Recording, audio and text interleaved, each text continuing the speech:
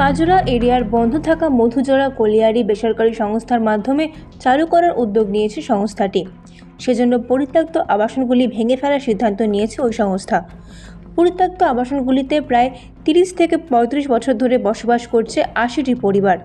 দ্রুত আবাসনগুলি খালি করার নোটিশ পেয়ে বিপাকে পড়েছেন সেই পরিবারগুলি। মধুজুর কলিয়ারিতে কিছু এমপ্লয়ি এবং আনএমপ্লয়ি বসবাস করে দীর্ঘদিন ধরে।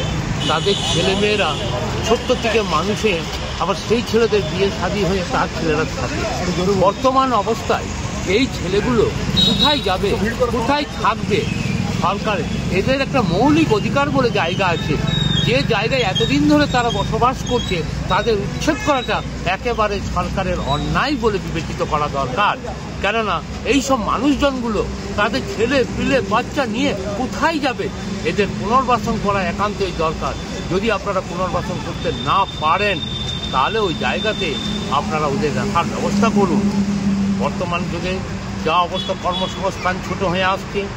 আপনারা জানি যে ইসিএলের প্রয়োজন আছে, ইসিএলের মাটির তল থেকে কয়লা নিয়ে উত্তোলন করবে, তাতেই আপনাদের সুযোগ সুবিধা অনেক কিছু বাড়বে। কিন্তু এই সব লোকগুলো, গরিব দুস্থ লোকগুলো তাদের বাচ্চাগুলোকে নিয়ে কোথায় থাকবে? আজ তো সারা পৃথিবীতে সব জায়গায় ভরপুর হয়ে গেছে, জমি জায়গা সবই কমে আসছে, বিল্ডিং বড় বড় হচ্ছে, তাদের জায়গা কোথায়? তাই আমরা অনুরোধ করব ইসিএলের কর্তৃপক্ষকে যে এদের বাঁচার জন্যে, মাথার ছাদ একটুকু দেওয়ার জন্যে আপনারা এগিয়ে আসুন, তারপর নিজের কাজ করুন। যতদিনে পর্যন্ত না এগ্রিমেন্ট এদের হচ্ছে ততদিন এরা ওখানেই থাকবে।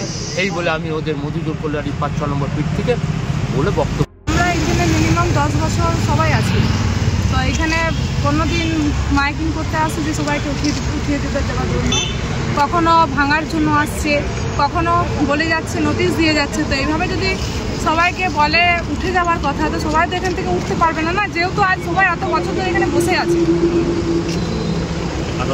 আমাদের তো ঘর দুয়ার কিছুই নেই, আমরা কোথায় যাবো এখন? হট করে যদি বলে দেয় যে ছেড়ে দিতে, আমরা তো যেতে পারবো না, হট করে উঠে যেতে তো পারবো না। আমাদের একটা কিছু ব্যবস্থা করতে হবে, মানে কিছু একটা প্রশাসন থেকে যদি আমাদের থাকার ঘর ঘরের ব্যবস্থা কিছু করে দেওয়া হোক, তবে আমরা ছাড়বো, নাহলে আমরা কোয়ার্টারকেও ছাড়বো না। আমরা এইটা এখানে সব ভাঙা ছোড়া কোয়ার্টার ছিল, আমার দরজা ভাঙা, কারুর জানলা ভাঙা, কারুর ফ্যান, মানে ঘরের কোনো রিপেয়ার, মানে ইলেকট্রিক তার পর্যন্ত ছিল না, সব রিপেয়ারিং করে করে আমরা এখানে আছি। এবার হট করে যদি বলে ছেড়ে চলে যাও, সেটা তো সম্ভব না। পরিত্যক্ত কোয়ার্টার ছিল এগুলো প্রত্যেকটা, কোনো কোয়ার্টার ভালো ছিল না, সবারই কোয়ার্টার পরিত্যক্ত ছিল।